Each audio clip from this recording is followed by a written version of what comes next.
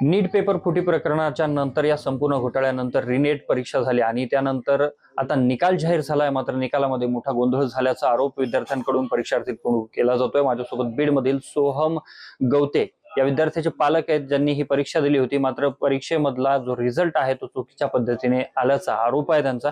माझ्यासोबत पालक आहेत. नेमकं काय रिझल्ट आलेला आहे, कशा पद्धतीने हा निकाल चुकीचा असल्याचं तुमच्या समोर आलंय, काय नेमकं कशा पद्धतीने निदर्शनास आला हा सगळा प्रकार? 21 जूनला जे नीटचे रिनीटचे पेपर झाला आणि घरी आल्यानंतर क्वेश्चन पेपर चेक केला तर 537 मार्क येत होते.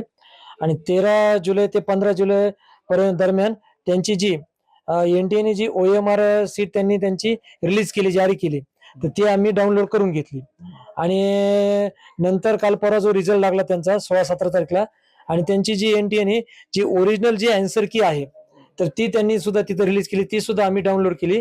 आणि ही आहे विद्यार्थ्याची OMR सीट आणि ही आहे एनटीए ची ओरिजिनल जी आहे आन्सर की. तर हे दोन्ही आम्ही चेक केले, क्वेश्चन पेपर चेक केले. तर हे चेक केले असता तर 522 मार्क त्याचे येतात. आणि स्कोअर कार्ड त्याचा डाउनलोड केला तर स्कोअर कार्ड वरती 95 मार्कच दाखवलेले आहेत. मग हा सगळा पुन्हा एकदा घोटाळा झालाय असं तुमचं म्हणणं? हो, आमचं म्हणणं आहे की हा पुन्हा एकदा आमच्या बाबतीत तर हा घोटाळा झालेलाच आहे, कारण एवढं होऊच शकत नाही ना. आणि ही जी आन्सर की आहे ती आम्ही तज्ञ प्राध्यापकाकडून 10-12 जणांकडून सुद्धा चेक केलेली आहे. आता काय तुमची मागणी असेल या संदर्भात? पुढे काही तक्रार केली आहे का? आता आमची मागणी एवढीच आहे की काल ज्यावेळेस आम्हाला हे माहित झालं, मग त्यावेळेस आम्ही अगोदर जी एनटीए ची जी काही ऑफिशियल वेबसाईट आहे त्याच्यावर आम्ही ईमेल टाकला. काल सकाळी 9 वाजल्यापासून आम्ही त्यांना कंप्लेंट केली, तक्रार केली, पण त्यांचा कुठलाही रिप्लाय आलेला नाहीये.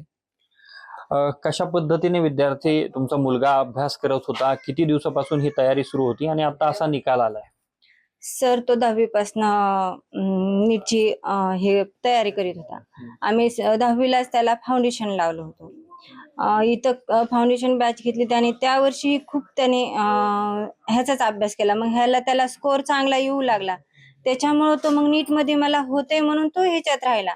नंतर मग 10वी झाल्याच्या नंतर तो लातूरला गेला. IIB ला त्यांनी क्लास केले. 2 वर्ष तो तिथं होता. तर तिथं पण सर त्याचा स्कोअर कधीच 550च्या खाली आलेला नाही. आठवड्याच्या टेस्टला तो कधीही 550च्या पुढंच राहायचा. तो 650 पर्यंत जायचा कधी कधी.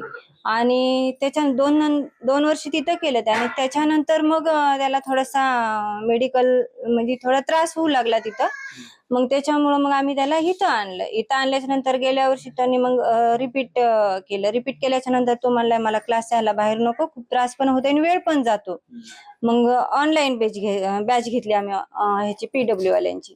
ऑनलाईन तो सर रूमच्या बाहेरच निघत होता. आम्ही येतात कधी एनी टाइम तो अभ्यासातच असायचा. रात्रीच्याला त्याचं शेड्यूल सर 2:30, 3:30 पर्यंत तो कंटिन्यू बसायचा. का तर दिवसभर आमच्या इथं छोटे लेकरं, जर काही गोंधळात अभ्यास हे होईल म्हणून तो रात्रभर अभ्यासच करायचा. त्याचं शेड्यूल फक्त 3:30 ते 6, म्हणजे त्याची 3 ते 3.5 तास त्याची झोप असायची. आज आता निकाल लागल्याच्या नंतर तुमचं बोलणं झालं का? आता काय त्याचं म्हणणं होतं? तुम्ही आता म्हणणं त्याचं म्हणजे काल त्याने रिझल्ट हा पाहितला की तो पूर्ण असं हे झाला. मला म्हणजे कितीही जरी असं हे असेल तरी एवढे मार्क कमी होऊ शकत नाहीत. आणि त्यांनी सगळं चेक केलेलं होतं. परत आम्ही सगळ्यांना पाठवलं, पाहितलं, तर ते 522च येऊ लागले. त्याचं म्हणणं म्हणजे तो इतका काल खचून गेला की तो म्हणजे असं स्वतःला असं बंद रूम मध्ये बसा. आम्ही असं घाबरलो होतो सगळे. पण ज्या वेळेस आमचे सगळे नातेवाईक आले, म्हणे आपलं सगळं आपल्याकडे प्रूफ आहे, तू घाबरू नको, आपल्याला मदत करतील सगळेच जण. मग ह्या NTA वाल्यांना पण आमची मग एवढीच हे की त्यांनी आम्हाला काहीतरी सहकार्य करावं, हे डबल त्याला निकाल द्यावा, आमची एवढी मागणी आहे. मग त्याला आम्ही सगळ्यांनी तर सांगून मग ते आम्ही ईमेल केले, त्याच्यावर आम्हाला काही हे आहे ना. मग आता हायकोर्टात तो गेलेला आहे.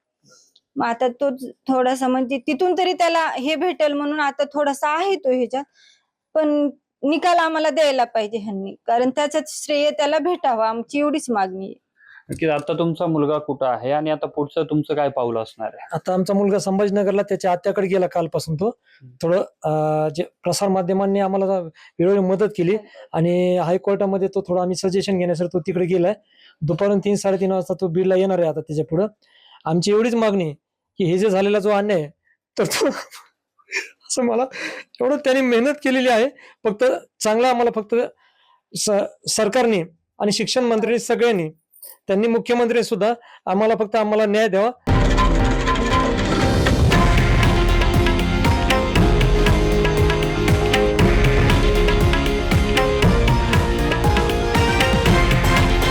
हे आहे देशातील नंबर 1 न्यूज नेटवर्क आणि आपण पाहत आहात TV9 मराठी, एकमेव.